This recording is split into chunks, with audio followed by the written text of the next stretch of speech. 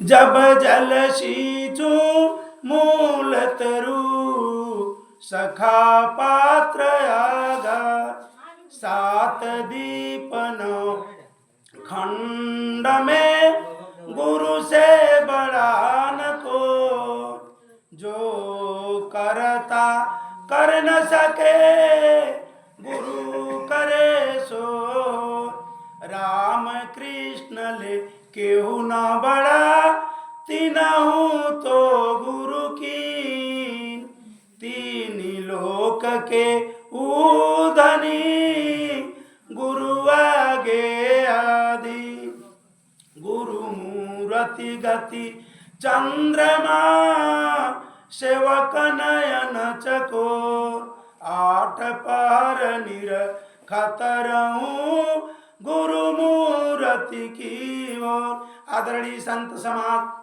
परम पूज्य साहेब जी, देवियों एवं सज्जनों, भाइयों एवं बहनों, हमारे तरफ से आप लोगों को 3 बार बंदगी है। 2 शब्द बोलने जा रहा हूँ, उस पे आप लोग विचार करेंगे। ई माया रघुनाथ की बारी खेल न चले अहेरा हो चतुर चिकिनिया चुनी चुनी मारे कोई न राखे न्यारा हो मौनी वीर दिगंबर मारे ध्यान धरंते योगी हो जंगल में के जंगम मारे माया की नौन भोगी हो वेद पढ़ंते बेदुआ मारे पूजा करंते स्वामी हो अर्थ विचारत पंडित मारे बाधे सकल लगामी हो श्रृंगी ऋषि बन भीतर मारे सिर ब्रह्मा के पोरी हो नाथ मुछंदर चले पीठ दे सिंगलहू में बोरी हो साकट के घर करता धरता हरि भगतन की चेरी हो कहें कबीर सुनाओ संतों ज्यों आवे त्यों फेरी हो। सदगुरु कबीर साहब कहते हैं ई माया रघुनाथ की बौरी। रघुनाथ कहा गया है इस शरीर में जो चेतन जीवात्मा है, जब तक यह मेरा शरीर है, इस शरीर में जब तक यह जीवात्मा है तब तक इस शरीर का कदर है। जैसे यह शरीर से आत्मा जीवात्मा निकल जाता है तो इसका कोई कदर नहीं होता है। सदगुरु कह रही माया रघुनाथ की बौरी। माया क्या है? हमारे मन का मोह है, मोह ही माया है। क्योंकि ये माया रघुनाथ की बौरी खेलन चले है चतुर चिकिनिया चुन चुन मौनी वीर दिगंबर। यानी कहा गया है कि जितने लोग हैं भक्ति भजन कर रहे हैं लेकिन कामना से बचे हुए नहीं हैं। जो कामना से बचे हमारे संत गुरुजन जो हैं, जो कामना से बचे हैं वही इस माया से पार पा सकते हैं। क्योंकि वह माया कहीं बाहर नहीं है, हमारा आसक्ति ही है। काम के वशीभूत आदमी होता है। कामना जैसे ही हमारी कामना किसी चीज की कामना जगती है, अगर कामना पूर्ण नहीं होती है तो तुरंत क्रोध आ जाता है। किसी से कहा जाए कि बाबू ये हमारा काम कर दीजिए, अगर कर दिया तो ठीक है, नहीं करते घर का मैं बात कर रहा हूँ, अपने परिवार में हम लोग गृहस्थी में हैं तो यानी जैसे ही हमारी इच्छा पूर्ण नहीं होती है तो तुरंत आदमी को क्रोध आ जाता है। तो यह भी एक प्रकार का दोष है। काम क्रोध लोभ मोह अहंकार यही तो हमको फंसाते हैं। हम सभी लोग इसी में फंस करके दिनों-दिन कुछ कामना के बस ही आदमी व्यक्ति गलती करता है, चोरी करता है, हिंसा करता है। जब व्यक्ति के अंदर यह भाव हो जाएगा कि यह संसार छूटने वाला है, मेरे साथ कुछ नहीं जाने वाला है, तो वह गलत कर्म से बचेगा। और जब गलत कर्म से बचेगा तो मन निर्मल होगा, कर्म अच्छा होगा। जब हमारा कर्म अच्छा होगा तो हमारी वासनाएं धीरे धीरे धीरे कहा गया है धीरे धीरे ये मना धीरे से सब हो, माली सींचे सौ घड़ा रीति आए फल हो। तो धीरे धीरे जो भाई सत्संग में आते हैं तो धीरे एकाएक किसी को कुछ नहीं होता है, लेकिन धीरे धीरे आते आते संत गुरुजनों की वाणी लगती है, घर में जाता है व्यक्ति तो विचार करता है, सत्संग में गए साहब जी ने ऐसे ऐसे समझाया, तो उस बात को समझ करके अपने आचरण में उतारना चाहता है। और जब वह आचरण में उतारेगा तो निश्चित है काम बनेगा, क्योंकि कहा गया है अगर व्यक्ति अपने विवेक से जग जाए तो ठीक है, अगर विवेकी नहीं है तो वह संत गुरुजनों के सानिध्य में जा। जो हमारे संत गुरुजन समझाते हैं कि बाबू ऐसे सीधा रन इधर के चलो, किसी का चोरी निंदा व्यभिचार से बचो, किसी के धन संपत्ति को गलत नज़र से मत देखो, किसी के बेटी बहन को गलत नज़र से न देखो। जो हमारे संत गुरुजन समझाते हैं, अगर अपना विवेक नहीं जगा है तो संत गुरुजन की वाणी को लख करके अगर अपना जीवन हम यापन करें, गृहस्थी में रहें, जो जहाँ है गृहस्थी में है, भक्त है, भक्ति कर रहा है, लेकिन जो हमारे संत गुरुजन बताते हैं उनके वाणी के अनुसार जब चलेगा तो उसका कर्म अच्छा बनता जाएगा। अपना विवेक नहीं है तो संत गुरुजनों का सानिध्य लेना होगा। जो यहाँ इस सत्संग में आए हैं कहीं न कहीं उनका उज्जवल भाव, उज्जवल भक्ति है, नहीं तो बहुत से हमारे इसी ग्राम सभा में बहुत से भक्त हैं, लेकिन इस सत्संग में सभी लोग तो नहीं आते हैं। नाम जिस प्रकार से बच्चा एडमिशन करा लेता है पढ़ने के लिए, लेकिन वो पढ़ना न चाहे तो काम चलेगा। हम लोग भक्त बन गए, माला ले लिए और सत्संग से भाग रहे हैं, तो हमको माला लेने से काम नहीं चलेगा, क्योंकि यही एक स्थान है, यहाँ आने पर ही हमको भक्ति का मार्ग मिलेगा, अच्छा कर्म का मार्ग मिलेगा। और हम कहीं भी चले जाएं तो और कोई ऐसा जगह नहीं है कि जहां हमको कोई भी व्यक्ति बता दे कि कोई मंदिर जाने से किसी का अवगुण छूट गया हो, कोई तीर्थ में गया हो और कोई उसका बुराई छूट गया हो।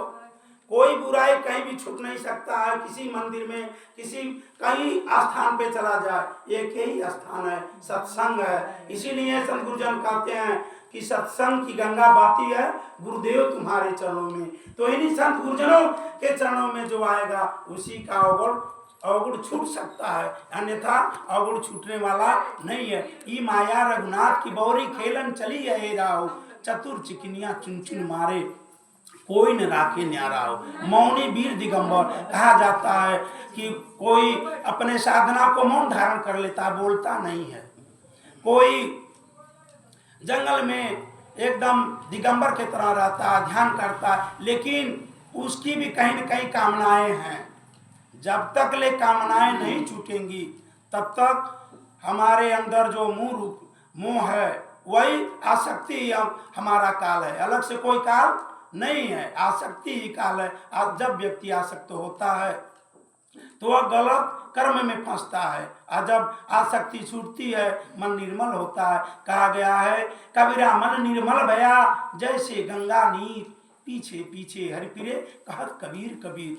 तो हमको हरि को खोजने की आवश्यकता नहीं है, हरि सब घट में विराजमान है, सब घटों में वह प्राण प्यारा जीव आत्मा सब में रमण कर रहा है। हमको सिर्फ विचार करना है, अपने भाव को बदलना है कि जितने व्यक्ति हमसे मिलते हैं, महिला मिलती है, पुरुष मिलते हैं, सब में वही जीवात्मा है और सब मुक्ति गति के राही हैं, सब अपने मार्ग के राही हैं। जो ऐसा सोचेगा कि सब में वो प्रभु परमात्मा है, इतना ही हम साथ में समझ लें कि सब स्त्री है तो सब में वो सीता माता का दर्शन करें, तो क्या किसी के अंदर काम भाव उत्पन्न हो सकता है?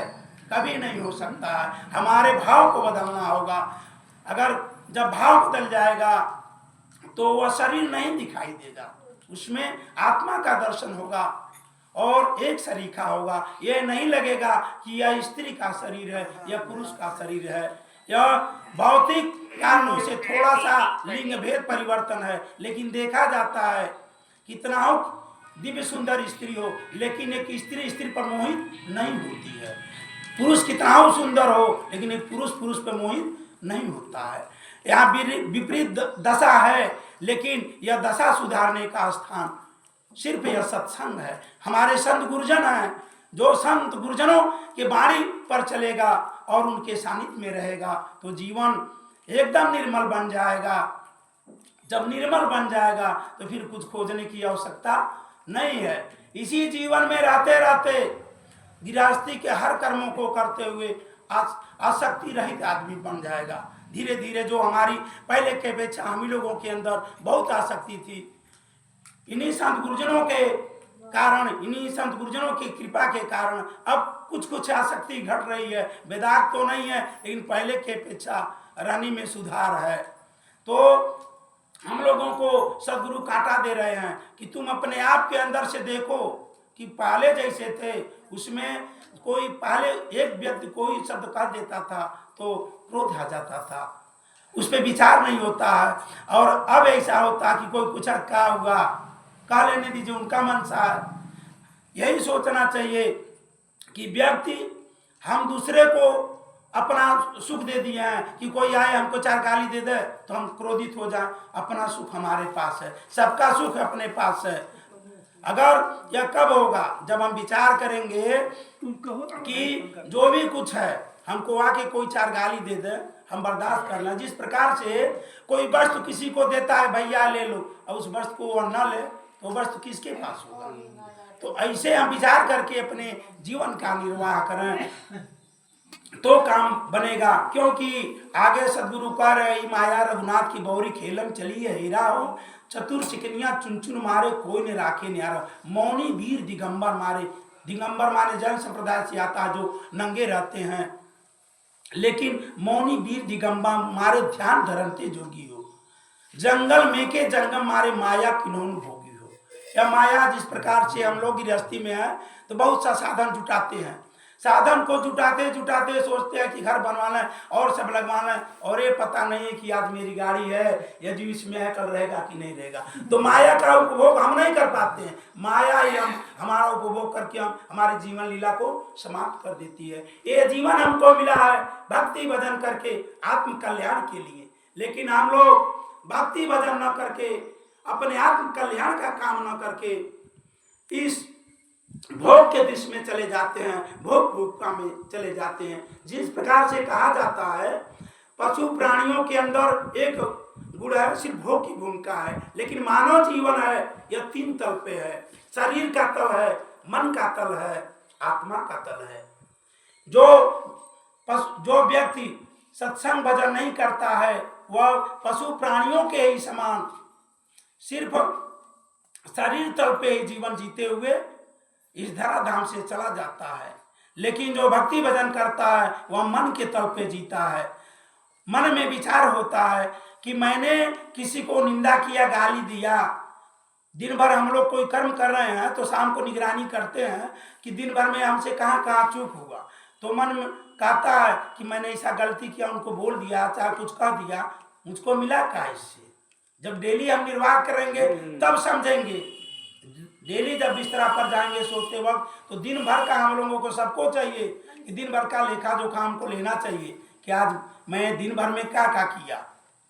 और जब सुबह उठे तो जो जिनको मानता है प्रतिज्ञा करे कि हे सद्गुरुदेव हमारे मन से, वचन से, कर्म से आज दिन भर किसी को दुख ना मिले।